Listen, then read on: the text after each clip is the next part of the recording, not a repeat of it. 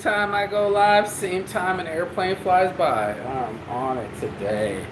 It's the morning marijuana motivation time by the afternoon. Got some sleep, talked to a lot of friends, my family, and reconnected. But I haven't forgot to do the show. I haven't forgot the motivation. And I haven't forgot my friends. And that's kind of the thing that I think is the downside of my traveling was that while I was away, it seems that a lot of people isolated and they did not congregate. They did not help each other. They were more isolated and alone. And more of my friends are feeling down and lonely than I realized. So me being away, living my blessed life, living in my fantasy world, living in, what do you ever call that, never land.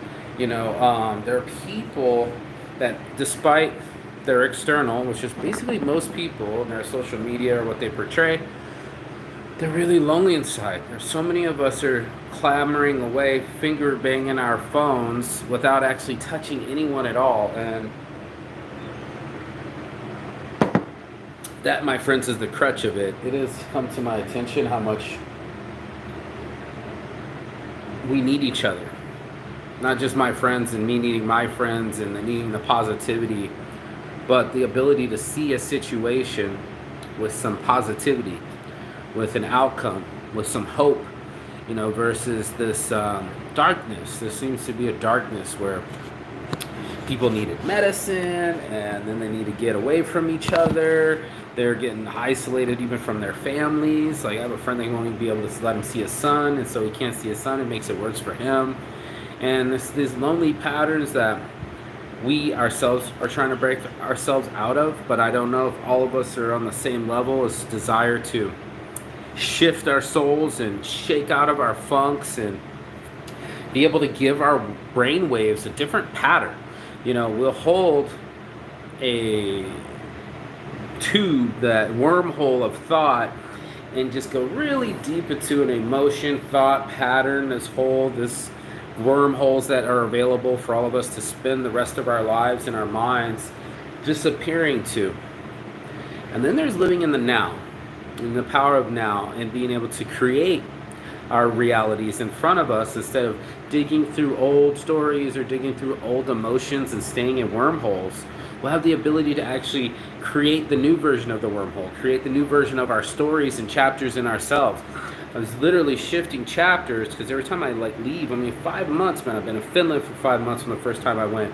I went to South Korea for 5 months. I went to China for 5 months. It's almost like my magic number, and it's not that I choose it that way, it just so happens to be that way. But holding patterns for 5 months, you can almost do anything you want to do. I used to say I could do anything for 30 days. Like if it's boot camp, concentration camp, I don't care, arrest, but beyond that is like past human conditions. We really tend to beat ourselves up for way too long, and the abuse has to stop. I wanted to talk about this because there's so much turmoil and unhappiness. You're talking about people with all sorts of materialistic things. I go from Brazil where nobody owns their own bed, nobody owns their mattress, they're sleeping on dirty mattresses, so they put down sheets.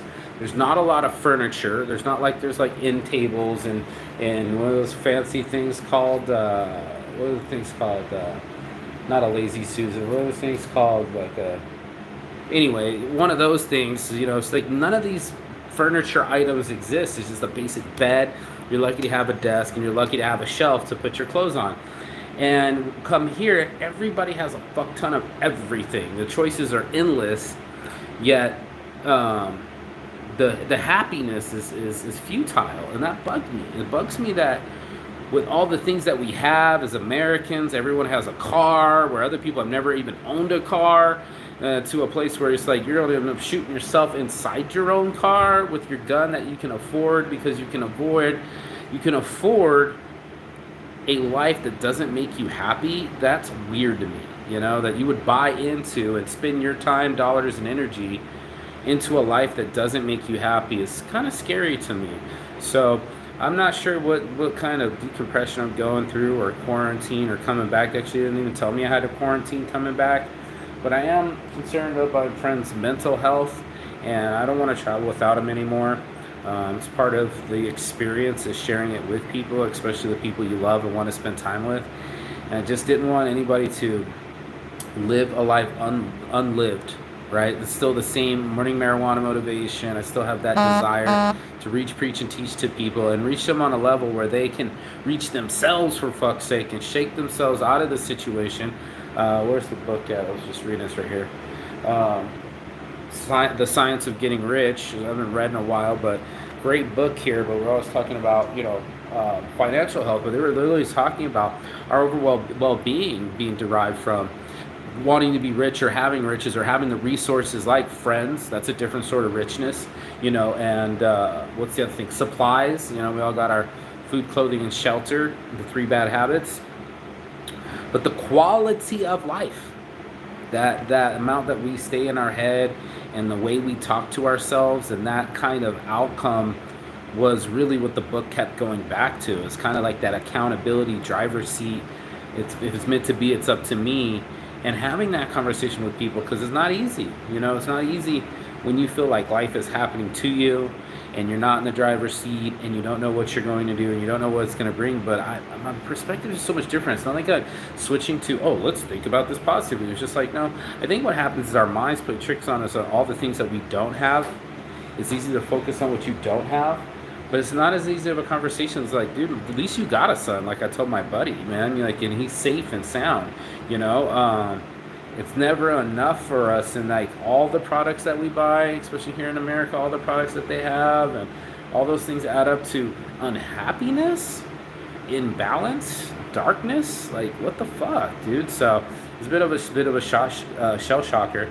And obviously the endorphins of traveling and me having a break from the monotony and the cookie cutter copy days it's helped me to stay positively uptake, and I'm not unaware of that, but I was unaware that my friends were isolating themselves and becoming worse, and I don't want anyone to suffer, especially my friends, but like anyone. Like that's why I do this show. I want people to reach out and talk about their mental illness, talk with their friends, sit with your friends, break bread with them. They might need you more than you need them. They might need you. They might need the hand on the back and the shoulder and a hug and a, hey, it's all right. I know exactly how you feel.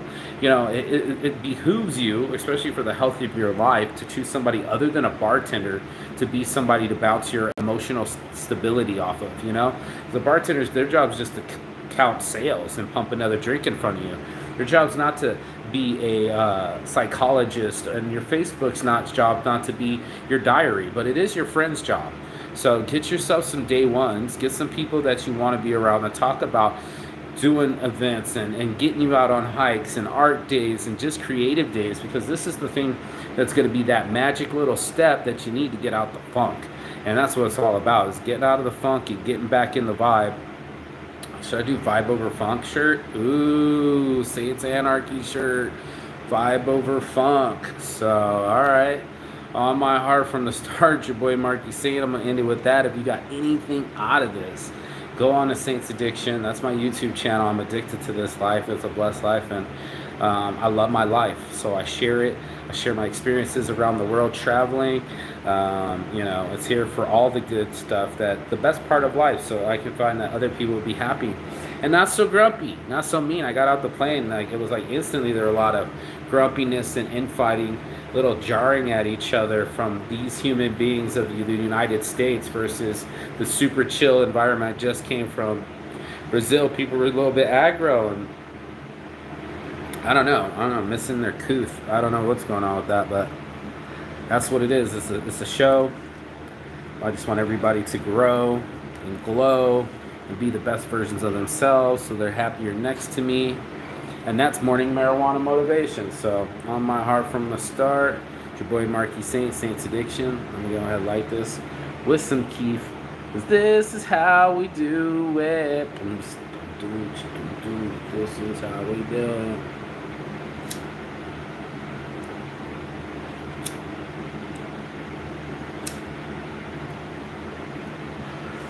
Would be much of morning marijuana motivation without the bota, right? I think that's the patient. So, what was the shirt?